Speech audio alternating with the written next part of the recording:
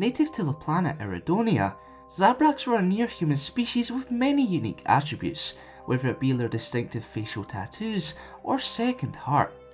As a proud and self-determined race, the Zabraks truly were one of the most influential species in the entire galaxy.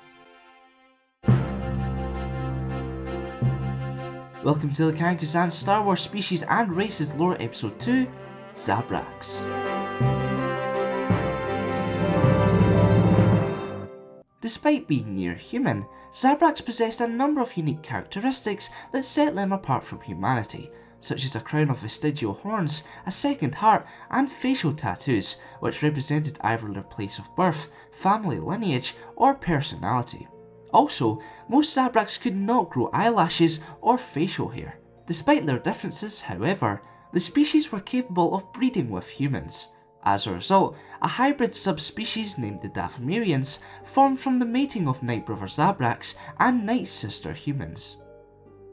Most of the galaxy viewed Zabraks as single-minded, a trait derived from a strong sense of self-assuredness and confidence to accomplish any task.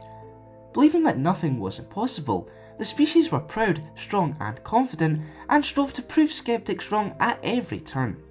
Some Zabraks even carried themselves with an air of fulfillment which neared the point of arrogance when discussing their people's achievements. However, such pride did not develop a sense of superiority over others. As a strong and fierce species, Zabrak colonies competed against one another in friendly competition, though bragging rights was not taken lightly. With a highly developed physical style of martial arts, instructed to Iridonian Zabraks from a young age, the species ranked highly among the galaxy's greatest hand-to-hand fighters. While Zabraks from colony worlds also shared a drive for excellence, they encouraged their children to express it in other ways. As a result, it was not uncommon to find Zabraks skilled in many fields, ranging from medicine to entertainment.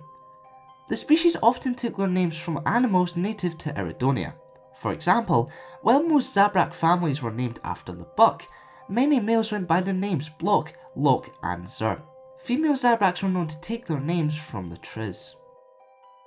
According to the Mother Machine, the Zabraks were a synthetic lifeform she created around 30,000 BBY. Under orders from the Infinite Empire, many Rakatans hoped Asha's experimentations would expose the truth behind the loss of their connection to the Force. The Zabraks later became one of the earliest spacefaring species in the galaxy, playing a major role in galactic affairs. Just like the early humans, the Zabraks established many colonies outside their home system. By the time the species encountered the Galactic Republic, they had a total of 8 colonies in 5 systems. Around the same time, the Sith made contact with the High Council of Iridonia, hoping to hire the service of their most talented mercenaries. The Sith influence remained with the Zabraks even after the Sith were supposedly wiped out following the 7th Battle of Ruzan. 1,000 years later, the strong-willed nature of the Zabrak people allowed them to resist Imperial occupation during the reign of the Galactic Empire. Even when faced with various damaging actions, including raised taxes to drive the species into poverty, the Zabraks' defiant spirit continued, which led many to the service of the Rebel Alliance. Following the destruction of the Empire at the Battle of Endor, the race united as one and joined the New Republic, hoping to never face the same oppression ever again. To no surprise, given all the aforementioned traits and accomplishments, many Zabraks played huge roles throughout the history of Star Wars. When it comes to the Old Republic era, 2 individuals spring to mind. Firstly, Bail Dur, who served under Mitra Surik during the Mandalorian Wars, created the Mass Shadow Generator superweapon. He then accompanied Surik in her search for the Lost Jedi Masters, helping to rebuild the Jedi Order. And secondly, Kal Chen Darak was a legendary Jedi Knight who fought during the Great Galactic War in 3681 BBY. Holding the title of Battle Master, Darak trained youngster Satil Shan, who became a powerful Force user in her own right. Unfortunately, during a Sith assault to retake Korriban, the Jedi Knight fell in a lightsaber duel with Sith Lord Vindican and his apprentice Malgus. However, due to Darak's sacrifice, Shan was able to escape and warn the Galactic Republic of the Sith Empire's return. In a later era, Sith apprentice Sirik made his presence known as a strong Force user and skilled lightsaber duelist at the Academy on Korriban. Alongside fellow Zabraks and allies Loki and his sister Yevra, Sirik set a trap to eliminate his rival Bane, but the plan ultimately failed. Other noteworthy Zabrak individuals of the Legends universe include Maris Brood, who survived Order 66 beside Shakti, only to turn to the dark side following her master's death on Felucia, and Wolf Sazin, a Jedi Master active during the Sith Imperial War and the subsequent Second Imperial Civil War.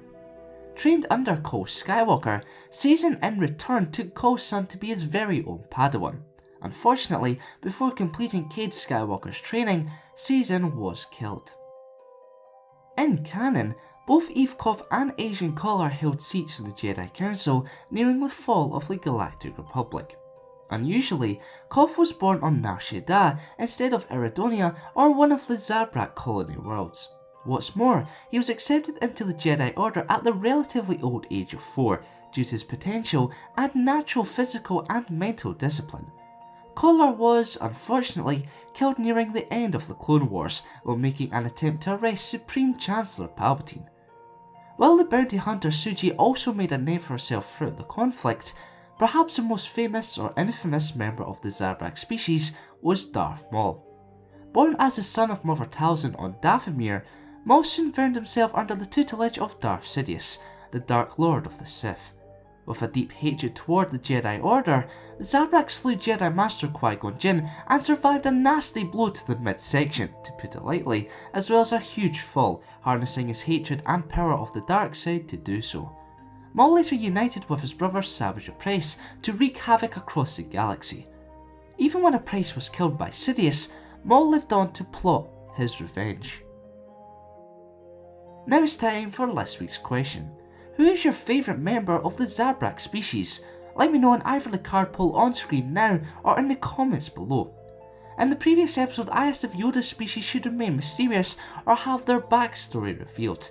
It was a close call, but by only one vote, more people would like the history of Yoda's species detailed in some capacity. If you'd like to have your say in the next Star Wars species lore video, head on over to thekangsands.com and get voting.